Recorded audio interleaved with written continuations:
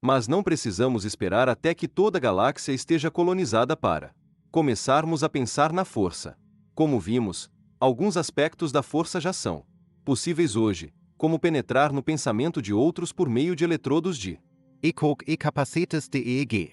Os poderes telecinéticos dos Cavaleiros de Jedi também serão possíveis quando aprendermos a acionar uma fonte de força com a mente.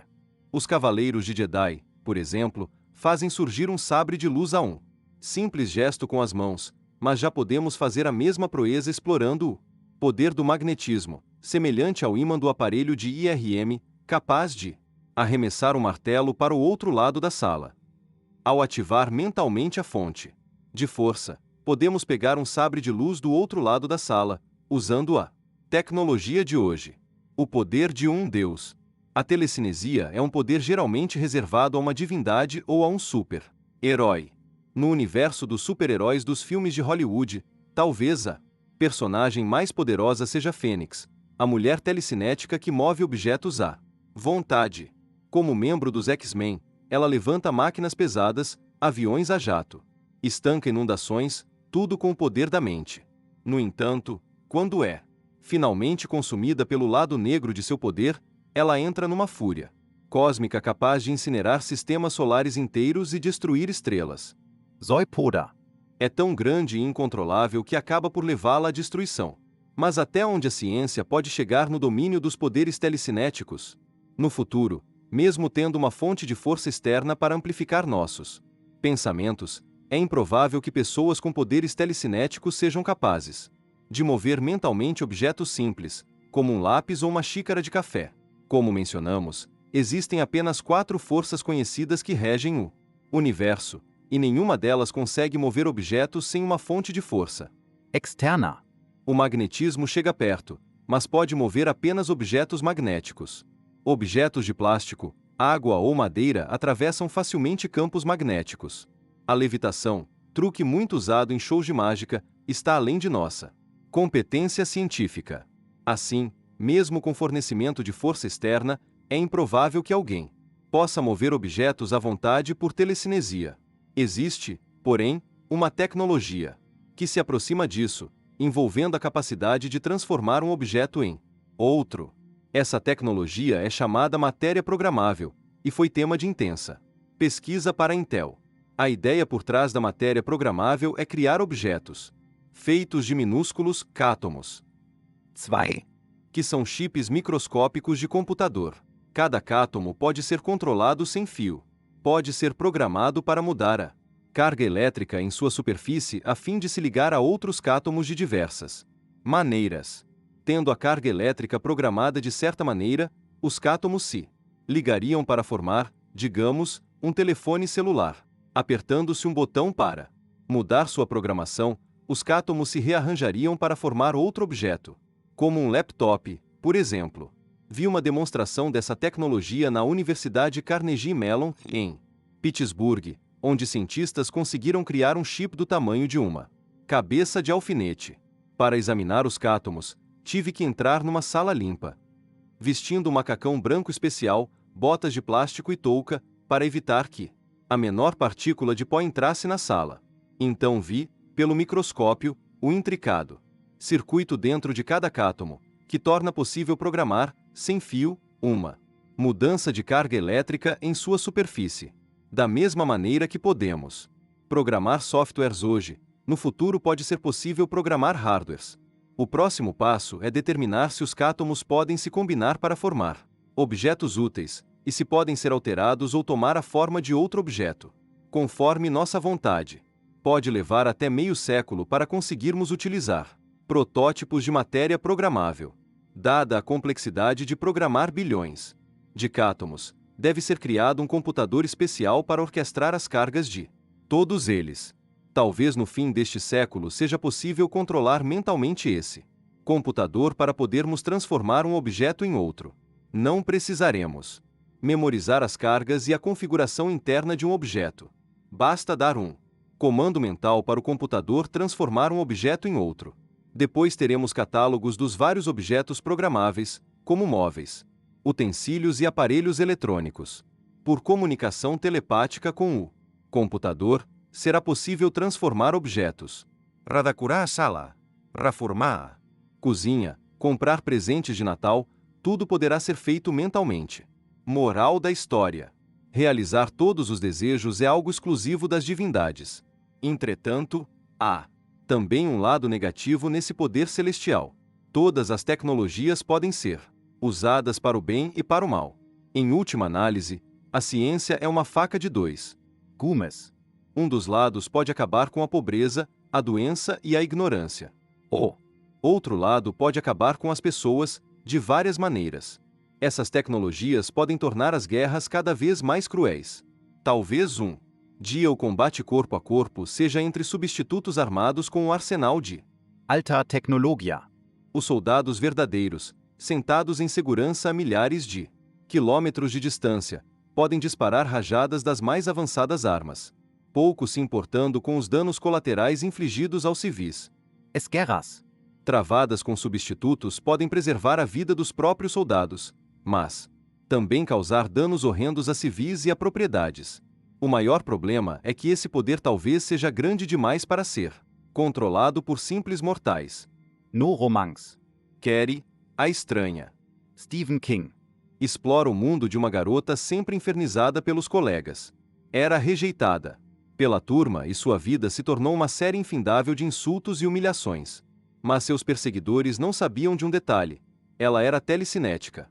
Depois de suportar vários insultos e levar um banho de sangue com seu vestido novo na festa de formatura, ela finalmente explode, reunindo todo o seu poder telecinético. Carrie prende os colegas e os elimina, um a um. Num gesto final, ela decide queimar a escola inteira. Mas seu poder telecinético era grande demais para ser controlado e Carrie acaba morrendo no incêndio que ela mesma provocou. O enorme poder da telecinesia, além do perigo de ser um tiro pela culatra, tem outro problema. Ainda que se tomem todas as precauções para entender e controlar esse poder, ele pode nos destruir se, ironicamente, obedecermos a todos os nossos pensamentos e comandos. Assim, os pensamentos que nós mesmos produzimos podem nos destruir. O filme Planeta Proibido.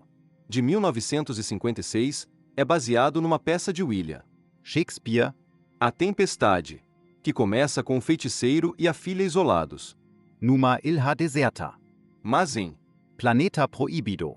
o professor e a filha vivem isolados num planeta distante que um dia foi habitado pelos Krell, uma civilização milhões de anos mais avançada que a nossa, mudando quem somos, a memória e a inteligência. Até aqui discutimos o poder da ciência para ampliar nossas capacidades mentais. Via telepatia e telecinesia. Nós, basicamente, permanecemos os mesmos.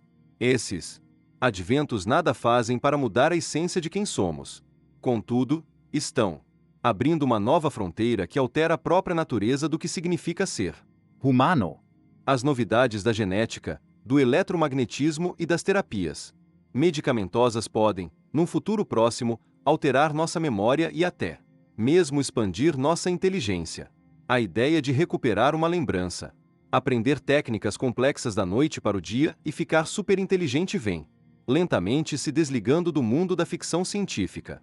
Sem a memória estamos perdidos, à deriva num mar inútil de estímulos sem objetivo, incapazes de entender o passado ou a nós mesmos. Então, o que acontecerá se algum dia pudermos inserir em nosso cérebro memórias artificiais? O que acontecerá quando pudermos nos tornar mestres em qualquer disciplina, simplesmente baixando um arquivo em nossa memória? E o que acontecerá se não soubermos mais a diferença entre lembranças verdadeiras e falsas? Então, quem seremos? Os cientistas estão deixando de ser observadores passivos da natureza e passando a modelar ativamente a natureza. Isso significa que poderemos ser capazes de manipular memória, pensamento, inteligência e consciência. Em vez de simplesmente testemunhar os intricados mecanismos da mente, no futuro será possível orquestrá-los. Então, passemos agora para a seguinte pergunta: será possível fazer download de memórias? Se nosso cérebro fosse simples a ponto de ser entendido, não seríamos inteligentes a ponto de entendê-lo. Anônimo. 5 memórias e pensamentos. Feitos sob medida. Neo é o escolhido. Somente ele pode levar a humanidade derrotada à vitória. Contra es machinas. Somente Neo pode destruir a Matrix, que implantou falsas lembranças no nosso cérebro para nos controlar. Numa cena já clássica do filme. Matrix. As sentinelas do mal, que guardam a Matrix, finalmente encurralam Neo. Parece que a última esperança da humanidade está prestes a terminar. Mas Neo já tinha inserido um eletrodo na nuca que podia transferir instantaneamente toda a habilidade das artes marciais para dentro de seu cérebro. Em segundos, ele é um mestre de karatê capaz de vencer as sentinelas com chutes voadores fantásticos e golpes bem aplicados. Em Matrix. aprender a extraordinária arte de um karateca faixa preta tão fácil quanto inserir um eletrodo no cérebro e fazer um download. Talvez um dia nós também possamos importar memórias, o que aumentará bastante nossas Habilidades.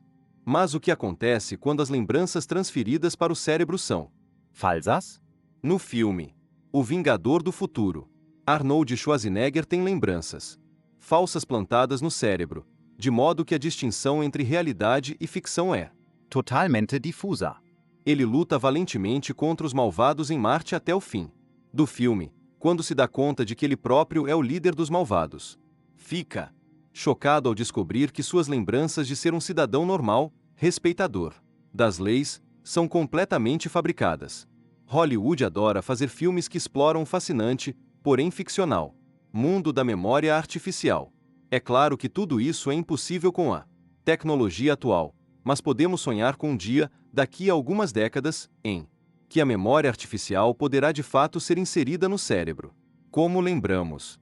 Como na história de Phineas Gage, o estranho caso de Henry Gustav Molaison, conhecido na literatura científica como HM, causou tanto furor no campo da neurologia que levou a avanços fundamentais para o entendimento do hipocampo na formulação da memória. Aos 9 anos, HM sofreu um acidente, resultando em ferimentos na cabeça que geraram convulsões graves. Em 1953, quando ele tinha 25 anos, submeteu-se a uma operação que aliviou totalmente os sintomas. Mas outro problema surgiu, porque os cirurgiões cometeram um erro e retiraram parte do hipocampo dele. Princípio, HM parecia normal, mas logo ficou aparente que algo estava errado. Ele não conseguia reter a memória recente. Vivia todo o tempo no presente, cumprimentando as mesmas pessoas várias vezes por dia, com as mesmas expressões, como se as estivesse vendo pela primeira vez. Tudo que entrava na memória durava poucos minutos e desaparecia. Como Bill Murray em Feitiço do Tempo. HM ficou condenado a reviver o mesmo dia inúmeras vezes, pelo resto da vida. Mas ao contrário do personagem de Bill Murray, HM era incapaz de lembrar das últimas repetições.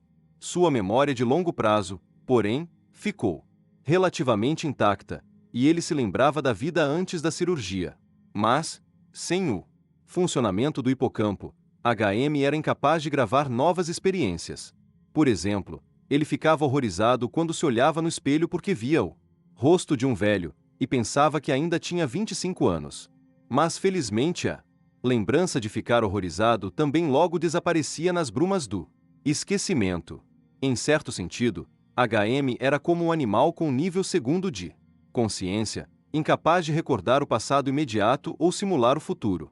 Sem o funcionamento do hipocampo, ele regrediu do nível terceiro para o nível segundo de consciência. Hoje, os avanços da neurociência nos dão uma visão mais clara de como as lembranças são formadas, guardadas e revividas. As peças só se encaixaram nos últimos anos, em consequência de 2 desenvolvimentos técnicos: os computadores e a varredura cerebral moderna, diz o Dr. Stephen Kosslyn, Neurologista de Harvard. Como sabemos, as informações sensoriais, por exemplo, visão, tato, paladar, passam primeiro pelo tronco cerebral e pelo tálamo, que age como uma estação de retransmissão, direcionando sinais para os vários lobos sensoriais do cérebro, onde são avaliados. A informação processada chega ao córtex pré-frontal, onde entra na consciência e forma o que chamamos de memória de curto prazo, abrangendo de alguns segundos a minutos. Para que a memória tenha longa duração, a informação precisa passar pelo hipocampo, onde as lembranças são divididas em várias categorias. Em vez de guardar todas as lembranças numa só área do cérebro, como um gravador de fita ou um disco rígido, o hipocampo redireciona fragmentos a vários córtices. O armazenamento de memória é assim muito mais eficaz do que se fosse Sequential. se as lembranças humanas fossem armazenadas sequencialmente. Como num disco rígido de computador, seria preciso uma área enorme para a memória.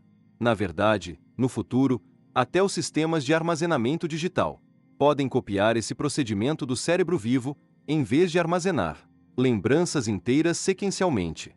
Por exemplo, as lembranças emocionais são armazenadas na amígdala, e as palavras são gravadas no lobo temporal. S. Cores e outras informações visuais são coletadas no lobo occipital, e a sensação. Detato e movimento residem no lobo parietal. Até o momento, os cientistas identificaram mais de 20 categorias de memórias estocadas em diferentes partes do cérebro, incluindo frutas e legumes, plantas, animais, partes do corpo, cores, números, letras, substantivos, verbos, nomes próprios, rostos, expressões faciais, além de várias emoções e sons. Uma única lembrança, um passeio no parque, por exemplo, contém informações que são fragmentadas e estocadas em várias regiões do cérebro.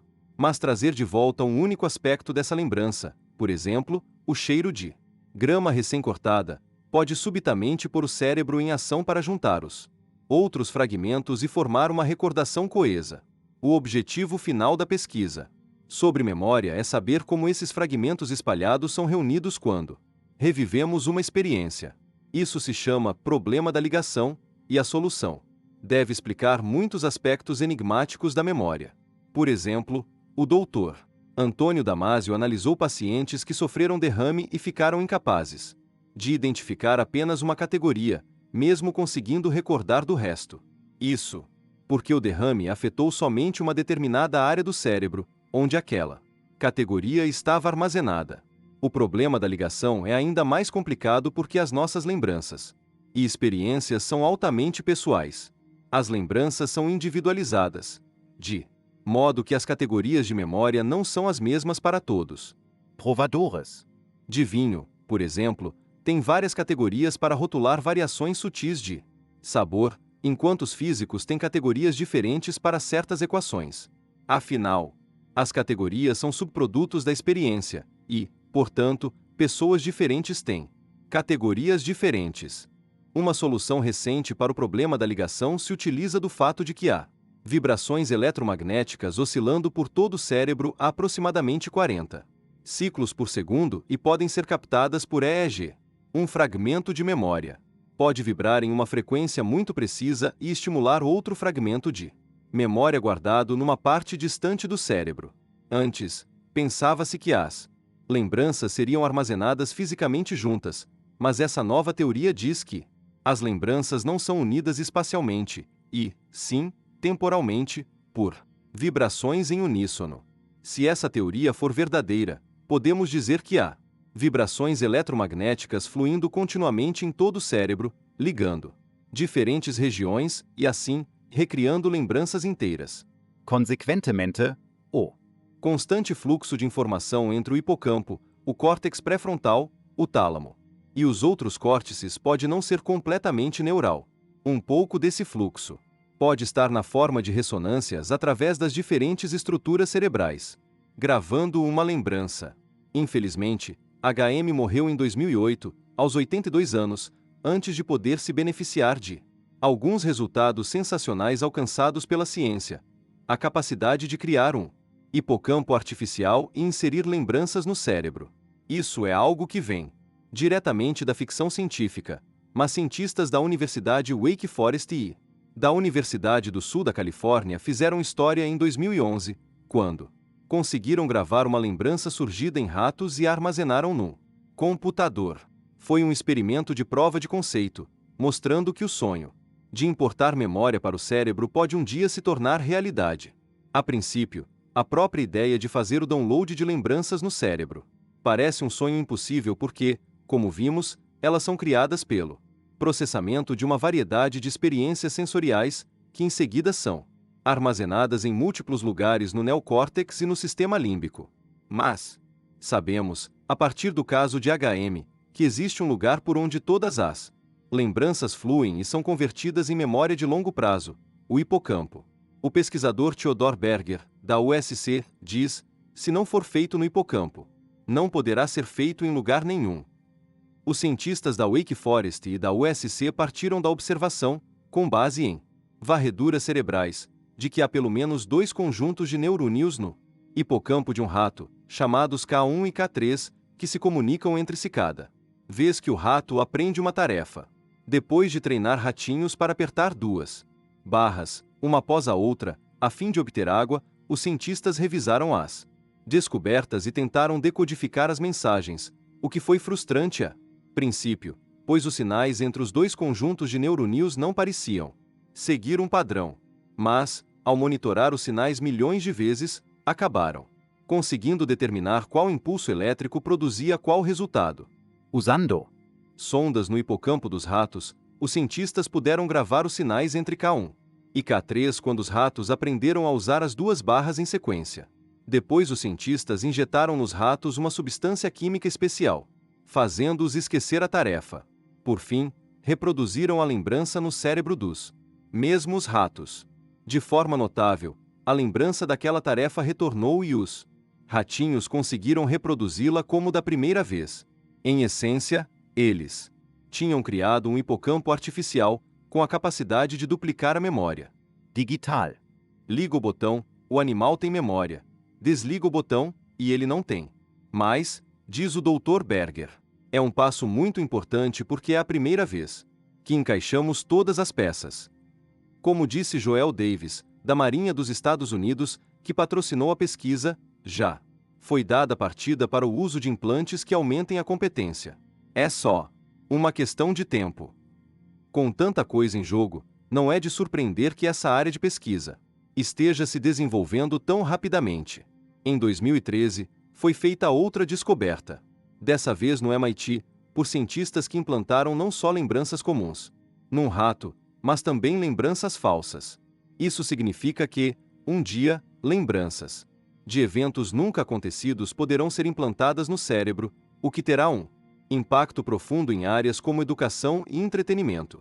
Os cientistas do MIT usaram uma técnica chamada optogenética, que discutiremos mais no capítulo 8. Tal técnica permite focalizar uma luz em neuroníons específicos para ativá-los. Usando esse método notável, os cientistas conseguem identificar os neuroníons específicos responsáveis por certas lembranças. Digamos que um rato entre em algum lugar e leve um choque.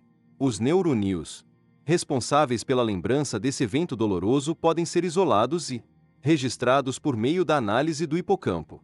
Depois o rato é colocado em outro lugar, onde não há perigo algum, acendendo luz em uma fibra óptica.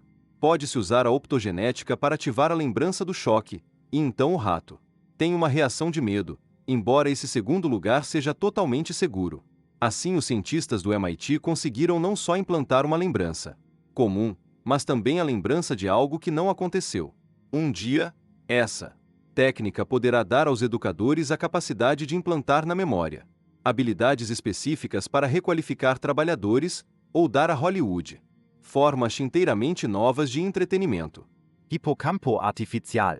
Atualmente, o hipocampo artificial é primitivo, capaz de gravar apenas uma lembrança de cada vez. Mas os cientistas planejam aumentar a complexidade do hipocampo artificial para armazenar várias lembranças e gravá-las em diversos animais, chegando até aos macacos. Planejam também poder usar essa tecnologia sem fio, substituindo os fios por rádios minúsculos, de maneira que as lembranças possam ser baixadas por meio remoto, sem a necessidade de eletrodos incômodos implantados no cérebro.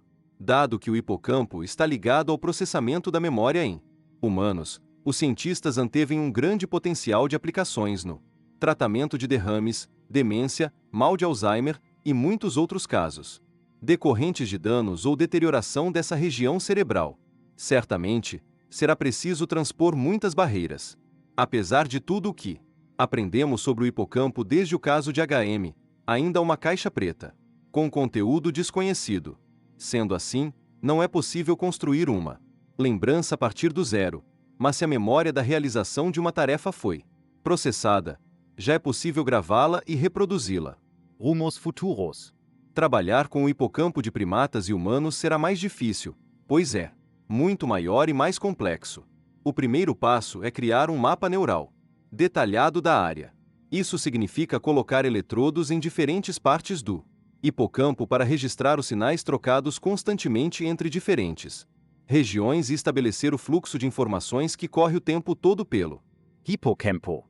Essa região do cérebro tem 4 divisões básicas, de K1 a K4, e os cientistas precisam gravar os sinais trocados entre eles. No segundo passo, alguém realiza certas tarefas e os cientistas gravam os impulsos que fluem através das várias regiões do hipocampo, registrando a lembrança. Por exemplo, a lembrança de determinada tarefa, como saltar por dentro de uma argola, cria uma atividade elétrica no hipocampo que pode ser gravada e minuciosamente analisada. Depois é possível criar um dicionário de correspondências entre a lembrança e o fluxo das informações pelo hipocampo. Por fim, o terceiro passo consiste em fazer um registro dessa lembrança e inserir os sinais elétricos no hipocampo de outra pessoa, via eletrodos, para ver se a lembrança foi exportada. Dessa maneira, é possível aprender a saltar por uma argola sem nunca ter feito isso antes.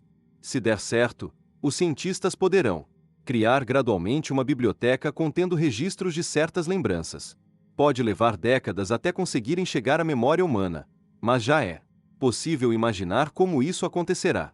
No futuro, talvez pessoas sejam contratadas para criar certas lembranças, como uma viagem de luxo ou uma batalha fictícia. Serão colocados nanoeletrodos em vários lugares do cérebro para registrar a lembrança. Esses eletrodos devem ser extremamente pequenos a fim de não interferirem na formação da memória. As informações desses eletrodos serão enviadas sem fio para um computador e então gravadas. Assim, se alguém quiser adquirir a experiência contida nessa lembrança, terá eletrodos similares colocados no seu hipocampo e a memória será inserida em seu cérebro.